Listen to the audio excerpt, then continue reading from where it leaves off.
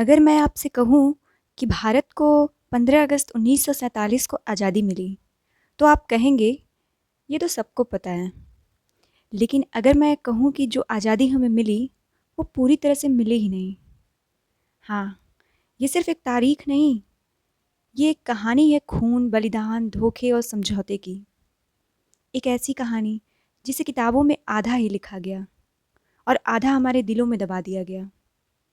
आज हम बात करेंगे सिर्फ 15 अगस्त के जश्न की ही नहीं, बल्कि उस दर्द की, उस कीमत की और उस सच्चाई की जिसे जानना हर भारतीय का हक है। जो मिट गए वतन के लिए, उनकी यादें भी मिटानी मत, उनकी यादें भी मिटानी मत। ये धरती माँ है हमारी, इसे फिर से गुलामी में जाने मत देना, इसे फिर से गुलामी में जाने मत देना। भारत, एक ऐसा देश जिसकी सभ्यता हजारों साल पुरानी, जिसकी संस्कृति दुनिया के हर कोने में सम्मानित, लेकिन 17वीं सदी में एक विदेशी कंपनी, ईस्ट इंडिया कंपनी, मसाले और कपड़े के व्यापार के बहाने भारत आई। उन्होंने हमारे राजाओं के बीच फूट डाली, लालच और साजिश के एक एक कर रियासतें हड़पी। 1857, पहली आज़ादी की लड़ाई, जब मंगल पांडे, झांसी की रानी, नाना साहब, बेगम हजरत महल जैसे योद्धाओं ने अंग्रेजी साम्राज्य की नींव हिला दी। लेकिन अंग्रेजों की तोप, तलवार और चालाकी ने इस क्रांति को कुचल दिया। इसके बाद आए वो साल जब अपने खेत में उगी फसल पर टैक्स देना पड़ता था, अपने ही बनाए गए कपड़े पहनने पर जुर्माना लगता था और भूख से लोग तड़प तड़प कर मरते थे, जबकि अनाज विदेश भेजा जाता था। 19वीं सदी के आखिर में और 20वीं सदी की शुरुआत में आज़ादी की चिंगारी फिर भड़की। महात्मा गांधी का अहिंसा और सत्याग्रह का मार्ग, असहयोग आंदोलन, नमक सत्याग्रह, भारत छोड़ो आंदोलन। दूसरी तरफ थे भगत सिंह, चंद्रशेखर आज़ाद, राजगुरु, सुखदेव, जिन्होंने क्रांति और बलिदान का रास्ता चुना। अशफाकुल्ला खां, बिस्मिल, खुदीराम बोस, जिन्होंने हंसते हंसते फांसी का फंदा चूमा। नेताजी सुभाष चंद्र बोस ने आज़ाद हिंद फौज बनाकर अंग्रेजी राज को सीधे चुनौती दी।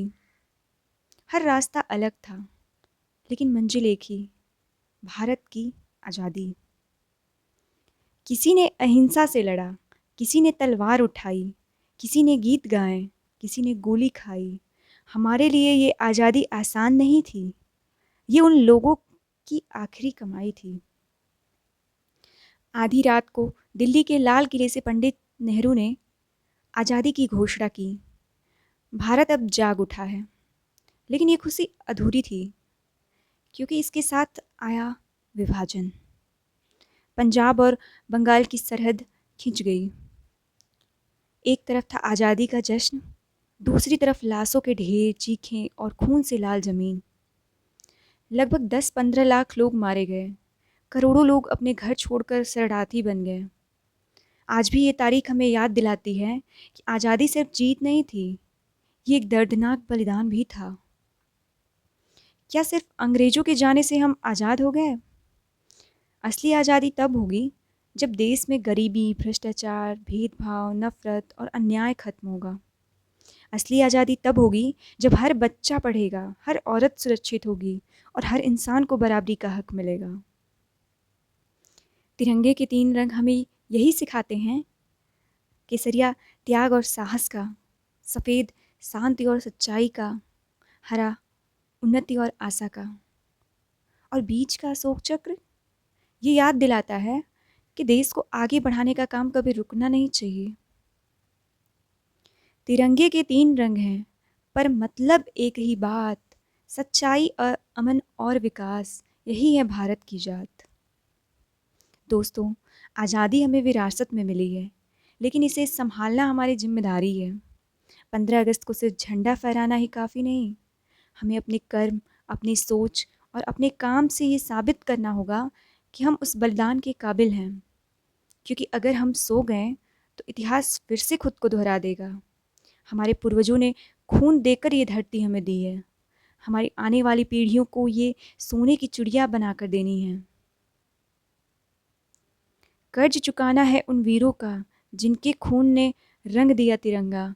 ये मातृभूमि है, इसे फिर से गुलाम न होने देना। दोस्तों, आज़ादी हमें खून और बलिदान के बदले मिली है। ये सिर्फ एक दिन का जश्न नहीं, ये हर दिन की जिम्मेदारी है। आज़ादी सिर्फ झंडा फहराने से नहीं बचती, ये बचती है हमारे कर्मों से, हमारे इरादों से और हमारी एकता से। याद रखिए, अगर हम सो गए, अगर हमने अपनी जिम्मेदारी भूल गए, तो ये आज़ादी फिर से छीनी जा सकती है। आज एक वादा कीजिए कि हम उस खून की कीमत को कभी बर्बाद नहीं होने देंगे।